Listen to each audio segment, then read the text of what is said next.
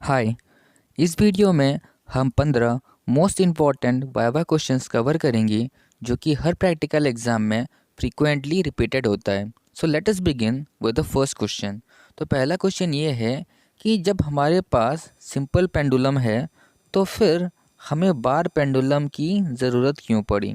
देखो, जो simple pendulum होता है उसका सेंटर ऑफ मास फिक्स्ड नहीं होता है और उसका मोमेंट ऑफ इनर्शिया भी हमको पता नहीं होता है।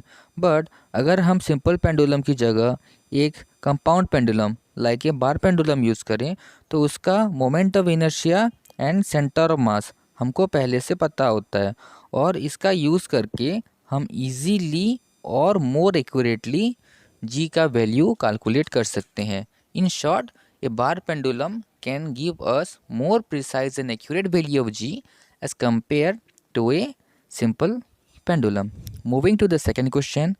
Now, what is the principle of bar pendulum experiment? तो बार पेंडुलम में कौन सा प्रिंसिपल यूज़ होता है? इसका प्रिंसिपल सिंपल है। देखो कि जो बार पेंडुलम होता है उसका time period means the time period of oscillation depend करता है कि हमारा ऑसिलेशन पॉइंट कौन सा है, मीन्स हमारा ऑसिलेशन पॉइंट कौन सा है एंड उसका सेंटर ऑफ मास कहाँ है। तो सेंटर ऑफ मास और ऑसिलेशन पॉइंट का डिस्टेंस ही डिसाइड करता है टाइम पीरियड कैसे डिफ़र करेगा। सो ऑसिलेशन पॉइंट कैसे सेट करते हो? एक नाई बेस डाल के। और सेंटर ऑफ मास वाला कहाँ सेट करते हो? एक नाई बेस डाल के। तो नाई बेस डिसाइड करता है कि सेंटर ऑफ मास कहाँ होगा और ऑसिलेशन पॉइंट कहाँ होगा। Now moving to the next question. तो ये बताओ कि जो बार पेंडुलम होता है उसमें दो डिफरेंट सस्पेंशन पॉइंट पे सेम टाइम पीरियड कैसे होता है। Means why does the bar pendulum have two different suspension points with same time period. मतलब अगर मैं ये बार पेंडुलम लूँ, ये हुआ सपोज उसका सेंटर ऑफ मास, अगर मैं पूरा टॉप में लूँ वाह एक पॉइंट एंड नीचे में लूँ एक point, that top point be A and bottom point B. Okay, तो मैं इस पेंडुलम को ए पॉइंट से सस्पेंड करूं या बी पॉइंट से सस्पेंड करूं, दोनों केस में क्या आएगा? टाइम पीरियड सेम आएगा। ऐसा क्यों होता है? क्योंकि देखो, जो टाइम पीरियड होता है that is minimum when the suspension point is at the centre of oscillation. तो सेंटर ऑफ ऑसिलेशन और सस्पेंशन पॉइंट अगर ऑलमोस्ट सेम है तो उसका टाइम पीरियड क्या होगा? मिनिमम होगा। और ये क्या होता है? सिमेट्रिकली एग्जिस्ट करता है अबाउट दी सेंटर ऑफ मास। मतलब तुमको याद होगा कि जो बार पेंडुलम है 1 मीटर का एक ठो रॉड है, उसके सेंटर में आया अब तुम्हारा centre of mass. Okay, then symmetrically देखो उसमें बहुत सारे होल्स होंगे, तो वो होल्स ही सस्पेंशन पॉइंट्स हैं। तो हर बार पेंडुलम में दो ऐसे सस्पेंशन पॉइंट्स होते हैं जहाँ पर हमको टाइम पीरियड सेम मिलता है। Moving to the next question, what is mean by centre of oscillation.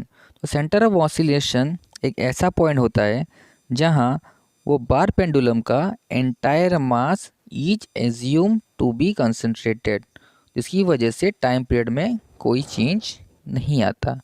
Now what happens to the time period if the bar is suspended at its centre of mass.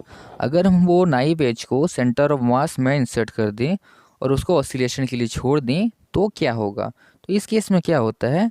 Time period infinite बन जाता है, जिसकी because the restoring torque becomes zero here. अगर तुम देखोगे, अगर centre of मास से तुम नाइव एज को इंसर्ट करो देन ट्राई करो टू ऑसिलेट इट, तो वो ऑसिलेट नहीं होगा, वो सिंपली एक फैन की तरह रोटेट करना स्टार्ट कर देगा। Now why is small angular displacement important in this experiment. तो देखो, तुम्हारा जो एक्सपेरिमेंट का टाइम था तो वो कहा गया होगा कि जो डिस्प्लेसमेंट है वो स्मॉल लो, मतलब वो पेंडुलम को बहुत दूर एक्सट्रीम पोजीशन नहीं लेना है, छोटा छोटा हमको एंगुलर डिस्प्लेसमेंट लेना है। ऐसा क्यों कहा गया था? देखो कि अगर हम ऐसा करेंगे तो क्या होगा? Angle is very very small, और फॉर स्मॉल एंगल हम क्या लिख सकते हैं? Sine theta is nearly equal to theta. Okay, ये होता है स्मॉल एंगल अप्रोक्सीमेशन कि अगर एंगल छोटा है, थीटा छोटा है, तो sine theta is nearly equal to theta. अगर ये होगा तभी हमारा जो सिंपल हार्मोनिक मोशन है वो सही से होगा, नहीं तो एसएचएम वैलिड नहीं होगा। Okay, now next, why are knife edges used as suspension point. तो नाइव एज का हमको नीड क्यों पड़ा? देखो, नाइव एज में क्या होता है, एक एज होता है जो पूरा शार्प होता है। ओके, नाइव एज में क्या होता है, एक एज होता है जो पूरा शार्प होता है, नाइफ की तरह शार्प होता है, उसीलिए उसको बोलते हैं नाइफ एज। तो हम जब नाइफ एज यूज़ करते हैं तो फ्रिक्शन क्या होता है, बहुत कम होता है, और एनर्जी लॉसेस क्या होता है, कम होता है। ये इंश्योर करता है कि ऑसिलेशन हो, क्योंकि देखो रियल लाइफ में friction is non ignorable. Okay, इसको इग्नोर नहीं कर सकते। हम क्या कर सकते हैं, ज़्यादा से ज़्यादा फ्रिक्शन को रिड्यूस कर सकते हैं। फ्रिक्शन को रिड्यूस करने के लिए ही we are using knife edge. Okay, now next question, on what factors does the time period of the bar pendulum depend? तो किन किन फैक्टर्स पर बार पेंडुलम का टाइम पीरियड डिपेंड करता है? तो फर्स्ट इंपॉर्टेंट फैक्टर है लेंथ। ओके, अगर लंबा पेंडुलम लोगे तो उसका टाइम पीरियड थोड़ा ज़्यादा होगा, छोटा पेंडुलम लोगे उसका टाइम पीरियड थोड़ा कम होगा। नाउ नेक्स्ट क्या है, distance of suspension point from the centre of मास।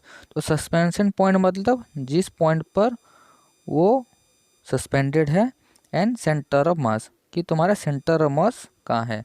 इसका जो टाइम पीरियड होता है वो सस्पेंशन पॉइंट और सेंटर ऑफ मास के ऊपर भी डिपेंड करता है। थर्ड है तुम्हारा मोमेंट ऑफ इनर्शिया। तो moment of inertia of the pendulum कितना है और दी बार पेंडुलम कितना है, वो भी एक इम्पॉर्टेंट फैक्टर है for deciding the time period. And at the end acceleration due to gravity. अब ये देखो, एक्सेलरेशन ड्यू टू ग्रेविटी, ये देखो हर जगह सेम नहीं होता है।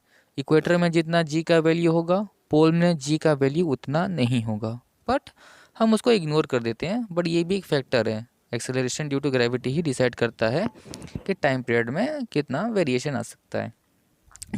तुमसे ये भी पूछा जा सकता है कि क्या बार पेंडुलम का मास उसके टाइम पीरियड को अफेक्ट करता है?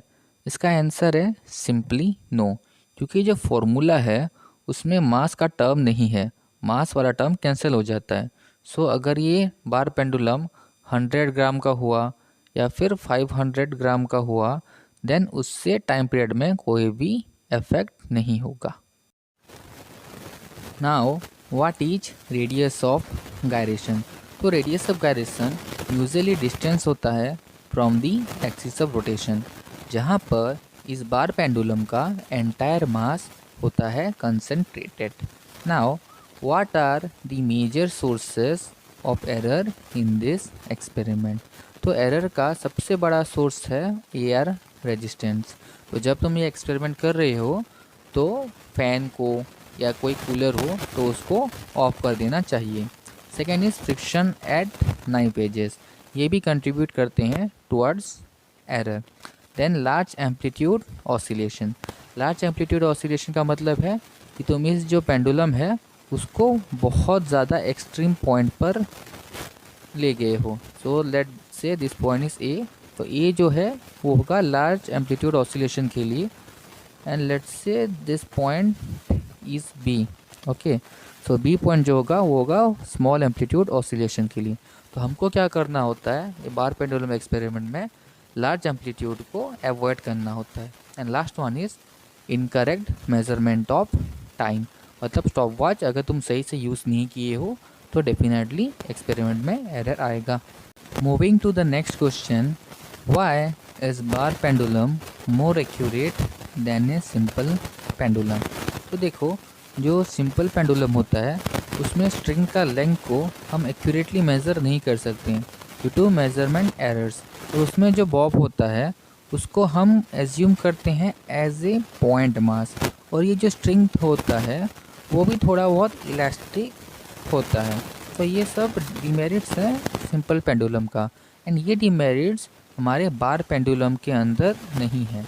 इसीलिए क्या होता है, बार पेंडुलम से हमें ज़्यादा accurate value of acceleration due to gravity मिलता है। Now if the bar pendulum is made of wood instead of metal will the value of G change. मतलब मेटल के बार पेंडुलम को रिप्लेस किया जाए वुड के बार पेंडुलम से तो क्या जी का वैल्यू बदल जाएगा? The answer is simply no, क्योंकि जी का वैल्यू सिर्फ लोकेशन के ऊपर डिपेंड करता है और ये डिपेंड नहीं करता कि कौन सा मटेरियल है। Okay, now moving to the next question, why is time measured for 20-30 oscillation? तो हम 20-30 ऑसिलेशन के लिए टाइम मेज़र क्यों करते हैं? ऐसा क्यों करते हैं? देखो, अगर हम ऐसा करेंगे तो रैंडम एरर क्या होगा, रिड्यूस हो जाएगा और हमको ज़्यादा प्रिसीजन वाला आंसर मिलेगा।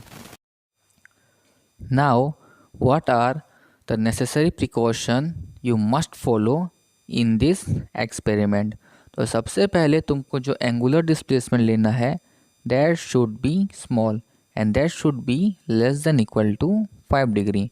तुमको ये भी इंश्योर करना होगा कि जो नाइफ एज तुम यूज़ कर रहे हो इन this experiment that should B sharp. Sharp होने से क्या होगा, फ्रिक्शन बहुत ही कम जाएगा। और तुमको स्टॉप वॉच में 20-30 ऑसिलेशन के लिए टाइम मेज़र करना होगा और जितनी भी डिस्टेंस है तुमको वो केयरफुली मेज़र करना होगा bye avoiding parallax error. Thank you and by the way best of luck for your practical exam.